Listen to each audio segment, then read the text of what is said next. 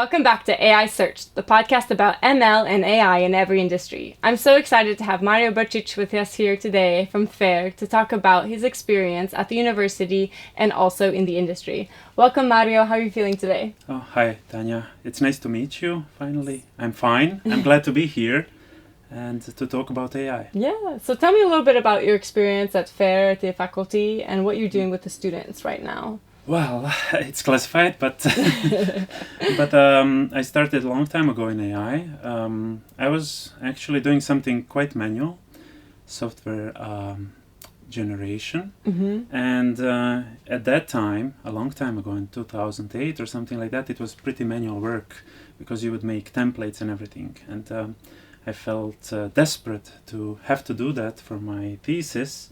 But then I got the idea, okay, screw this. I don't want to do this manual work. I want to automate it. Yeah, they always say that the laziest programmer is the best programmer now. Yeah. So I went to a mentor and I asked him, look, I want to do this, and this. Who is doing that? And I got to Professor Kalpic. Mm-hmm. And that's how I got into this adventure, in 2009, to be honest. Wow. Yeah. Wow. So 15 years of working kind of in automating and in processes. Yeah, before it was fashionable. Yeah, exactly. Yeah. So do you feel like there's a change in how your students are reacting to, AI and ML now in the last, post-COVID 5 years, that it's been very hyped and popular? Or do you think, it's kind of been a steady growth at the faculty? I mean, the growth has been exponential in the interest of students. And at FAIR, it's kind of hard to serve all that demand, like mentor all of them. But we are lucky because now in mentorship we can pick the best students because like when you have such huge interest, then you can be really selective and then do more ambitious stuff, which is how I get to the topic, what I'm doing right now with the students. We are doing financial forecasting for investment, portfolio management at one point. And another group is doing economic system simulator, which is multi-agent systems. It's something related to the lectures that you've seen at AI to Future and at FAIR a few days ago. Yeah, incredible. Yeah.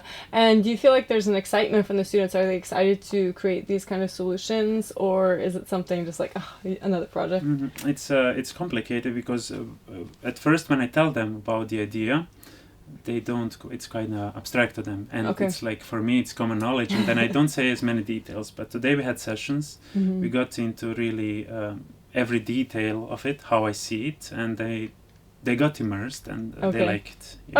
Yeah. I think sometimes it's just too abstract until you kind of get the thing. Do your students attend a lot of the conferences that you're able to be a guest speaker at, or is it something that they're kind of in their own bubble at the university and they're not kind of plugging into the industry as much? Well, it depends.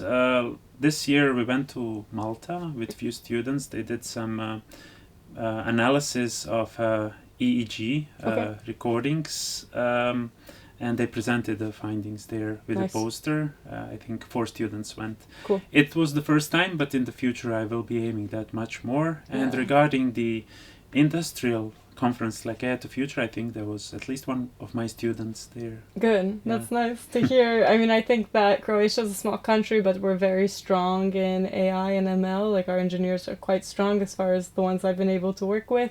And I think that it's really important that we make ties, especially with other European countries, but also international, the whole world, to kind of learn from them, and they also learn from us and be able to share the research, because it's really like a globalization, this whole movement with ML. Yeah, I agree. Yeah, and so talking about that, just kind of getting into the industry, what have you been doing, like work-wise, applying your research into the industry? What are you working on? I co-founded a company called It From Bit. We are doing AI, but mostly causal ML.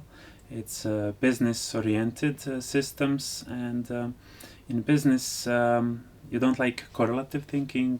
Pretty much when you go into business schools and everything, they teach you causal thinking. Maybe they don't call it like that, but the way they explain it, you can see that they're always looking for some control mechanisms and what can they do. And built on top of that is the strategy of the company, which is like the highest hierarchical level of making those decisions. But they're not quite the decisions, but more like design or constraints for the rest of the system to follow. It's like me saying, I want to move this hand, and then I just don't think of details. Yeah, okay. Yeah. Okay, very interesting. How do you think your customers are reacting to this? Are they able to improve their business processes and their KPIs because of this software? Well, they're positive, obviously. We are profitable, so yeah, I think that's that tells the whole story. Yeah. And it takes a lot of talking, because like there's a lot of supply on the AI side, and then you need to describe what you're doing differently. I think we are quite different than like majority, at least in this part of the Europe. Of course, in the world there are companies like us, but in this part of the Europe we are quite unique what we are doing. And we need to describe to them, show a few examples. We are okay. So now I'm gonna pitch you something. We are working on a product because in digital transformation, and like many companies will have to do it. In Croatia, you would be surprised. Well, some companies are at this point of development, and they need to catch up. And it's really important for them to put the resources in the best possible way. And you need to be able to measure that, to prove what you're doing, the return on investment, everything. We are making a product that is doing small experiments, and then you can do some non-committal small tests, measure the response of your business, and then you can pretty much allocate according to that, where you see the biggest increase. Okay, very interesting. Yeah. It's abstract. No. I will have to show you when it's ready, so it will be more concrete, like with my students. Awesome. Do you think that people are going to maybe be able to use this for EU funding, when you have to write a lot of the results and a lot of you have to go through the whole project plan? Do you think people will be able to kind of implement part of that into the strategic side of grant requests and grants? When you receive the grant, then you have to have all the documentation. Maybe it can be a way to optimize a section of that, which is a lot of hard work. It could be. I wasn't thinking of it. You gave me an idea. I'm always thinking like more of the market mechanisms. I know like EU money is great, but there's a lot of bureaucracy, so it's not the first thing on my mind. But for sure it can be done. Companies can do small tests and then allocate the money where it gives the biggest response. Usually it's like there's a great book, The Goal, that they give at all business schools. It's awesome one because it's like showing you the setting of a company that produces something, and it shows you like how you have to optimize the bottlenecks, find the bottlenecks, because only releasing the bottleneck will give the final response to the company, and not like working on something that you have like much greater supply than necessary. So it's like with this tool you can find those spots by small experiments, changing of the system, and then you can improve them and get the best response there. And lately, like when we do the offer to do some project, we also offer to measure that, so people can find the return on investment, because we are working mostly with very financially oriented people that want to increase the values of their companies. So of course they want to see the answer in numbers and concrete statistics, especially if they're interested in that. So like there are people who are oriented on the service, there are people who are oriented on the experience and different stuff, but the people that we deal the most are like people oriented to finance, and they like strategic projections for a few years. They like those responses from the system, and we are like able to provide them, and they like that. They like the safety that comes with that, because otherwise it's like guessing. And I think like guessing is okay in stationary environments, like when the things are as they used to be, because in those situations people have really good intuitions. But when things start changing really fast, which they are right now, it's very fast change. It's hard to pick up the new signals. You need automated systems to do that for you. And there's too many things happening all at once. It's not like before, like when you would have to send people with horses to bring the messages. It's like everyone's communicating with everyone at the same time. Things are changing a lot faster. I mean, I think this is one of the biggest changes in the entire existence of human that fast. So far. It's only going to go more rapidly, I think. So it's going to be definitely something that's much faster than a single consultant would be able to, advise a company on what goals and seeing all the results. I think automated systems are definitely the future of what we're looking at, and they need to be faster and faster at predicting what's going to happen. Yeah, for some they're already present. Yeah. It's like they say the future is already here, but it's not equally spread, right? Mm-hmm. Yeah. True. How do you feel that the AI Act in Europe, so EU AI Act, is going to affect our, European countries with development and research, especially both at the university? So does it affect students, or you still have a lot of open source databases that you're allowed to use? And is it going to affect your business? Or are you going to have to start working with non-EU companies more just to keep the profits up? Okay, so what's really interesting is the kind of systems that we make are trustworthy and transparent, immediately. So I think they're satisfying all the rules. Cool. We don't do the systems that are not like that. At least we're not being asked yet to do it. We always do it in such a way because the kind of people we present results, they need to understand everything because their scaling is. It has such a high leverage that even small mistake has a huge consequences for the company. They want to understand everything. Okay. So pretty much we don't work with such systems. Yeah. We do use them as inputs, but then when it goes through our system, it's always made more transparent and interpretable. Yeah. But I can talk about the ecosystem in Europe in general. I know many people complain about it, and there are a few points that are problematic, but I don't think it will be enforced in that way, and I think there's already some efforts to backscale a bit that enthusiasm that was made by the first fear proposal. But I think it's really good that legislation has been interested in this. In US they've been much more lenient. The thing is, in Europe they try to be proactive. I know there's a lot of criticism, but who works makes mistakes, and who just does nothing does neither the mistakes.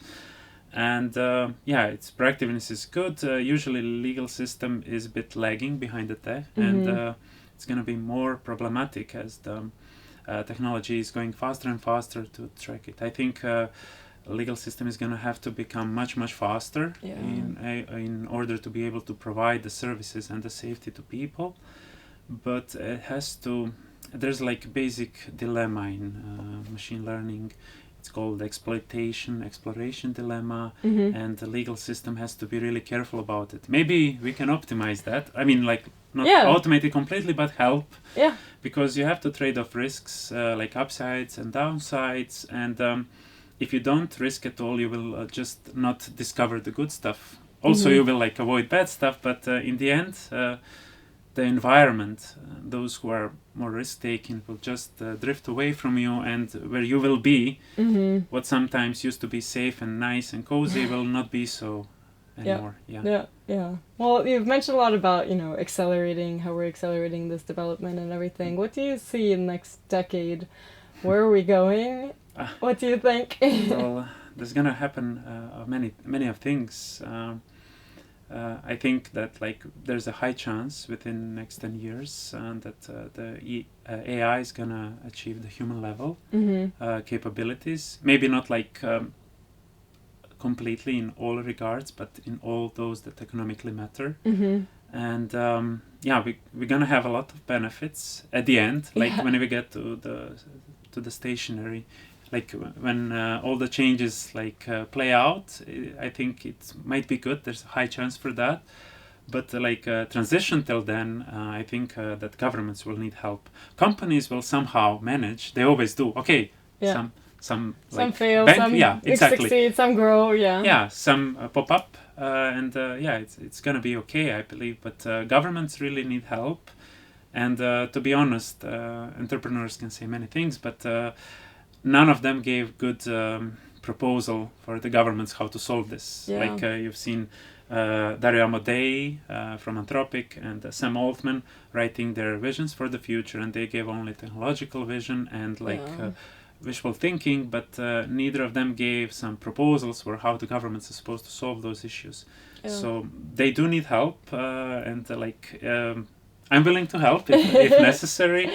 with my expertise, because I think it's really important. It's important that the benefits that we get from AI is like equally distributed, and there's like danger if nothing is done. There's like winner takes all dynamic. Yep. There might be huge inequality, and it's not unnecessary, because it's gonna be like scarcity is not gonna be problematic anymore when you will be able to discover so many new things, and the production is gonna become so efficient, and the energy you can take like from all kinds of sources. So it's like what we have is a social problem, maybe not technological as much. Yeah. And I think it's important also, as you said, like the community actively helping and being part of the community. So if you see, I don't know, a hackathon or proposal or something, be a voice, be like do one for the greater good. Maybe it's not well paid, maybe it's not even paid, maybe it's a volunteer project. I work at university. Exactly. Yeah. But I think it's really important in this kind of quick changing time to just be active in your community and not to just kind of sit and don't stay uneducated. Educate yourself and be aware of what's happening around you so you can help the other people around you, because I think, as you said, it's going to be a social issue, and it's going to be sad to see it play out to huge inequality if it ends up being so unregulated. So like also we are blessed to live in democratic societies, so like people should really take part into governance and take interest into those processes. They should go to voting whenever they can. They should inform themselves. Exactly. Participate, and in future, like even when all the jobs might be automated to a high degree, maybe we'll do some stuff like hobbies and get some universal basic income or something like that. But I think politics will still be done by people, because we want to chart our values, where we are going, and it's just going to be technology is going to be the engine that drives us there. So people should take interest in that, because they will have plenty of time in hands in future that they will be able to do so. And like just so during the pandemics, due to like media and everything, many people got disconnected from the media. They stopped looking at it, myself included. I didn't like those panels, dashboards and everything. But it's really sad to disinclude yourself from that, disconnect, because you need to participate. You need to have a community around yourself, also just for psychological benefits, just to be part of the community that you're in, whether it's a small sub-community or just a bigger as a country. And there's a huge pandemics of loneliness in people, and it might become even worse. Okay, like personal assistants and I don't know, virtual friends might help. I don't know. We'll see how that plays out. Sure. Very interesting. Well, thanks so much for chatting with me today, and I'm really excited to keep seeing your work with your company at FromBid, and also to see your promising students come out of FAIR, because I think it's going to be a lot of really bright young people, coming out to the market here in Croatia. Thank you. Yes. You can watch AI Searched on YouTube, Spotify, and Apple Podcasts. Let us know what you think in the comments.